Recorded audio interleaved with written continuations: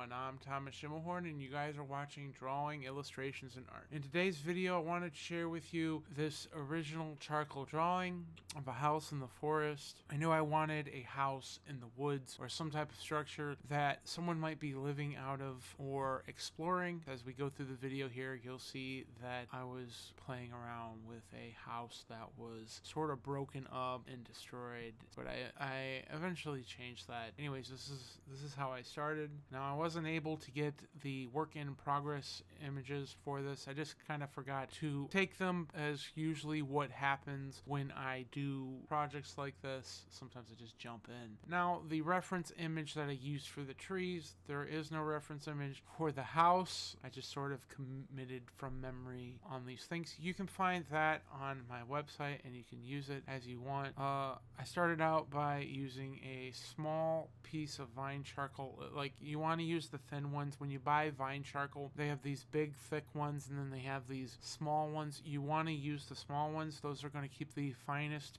point while not creating a big mess, because the much bigger ones are a lot softer and create a larger mess that is harder to control. I still use those, but it's just not in this stage that I would use something like that. Once I had an idea for what I wanted, I took out my brushes and I used a kneaded eraser to sort of carve and blend things out. During this stage, you're kind of just trying to create something, trying to, craft something.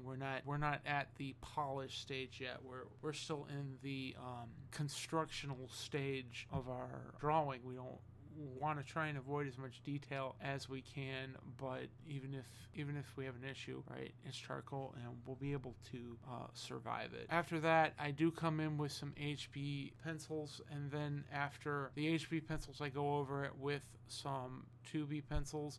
This is sort of like the detail stage. I sort of understand just a little bit of what I want to do now, and so I'm darkening things, I'm creating textures, I'm making things realistic how I want it, but I'm also still carving things. It's the nice thing with this paper and charcoal, you can still carve things out. There's no fixative yet. Afterwards, I will help myself to the mineral spirits spray bottle, spraying the work. This adds texture and it also allows you to blend, so I'll have to go back through with a 2B pencil, not the HB at this point. I want a much softer, darker tone for everything. I want that. Now the last thing I do is I add white charcoal, and then I use a brush to soften that white charcoal, so on and so forth. And I believe before the white charcoal, I added fixative to this, right? Because I didn't want to blend the white charcoal with the black charcoal, which would create a blue look and so forth, right? And so I wanted to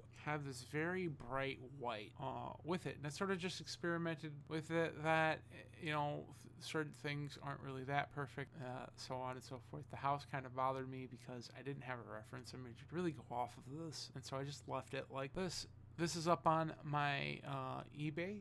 Speaking of which, I want to thank anyone who has bought any of my artwork and so forth. If you like this piece or you like any of my other pieces, you can find them on my eBay and so forth. And if you are looking for a gift to get for someone, you can go to my Redbubble or my Wix and get a gift with my artwork on it.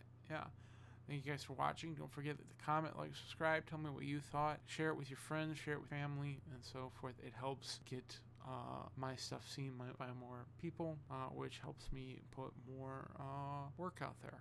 I will see you guys in the next one.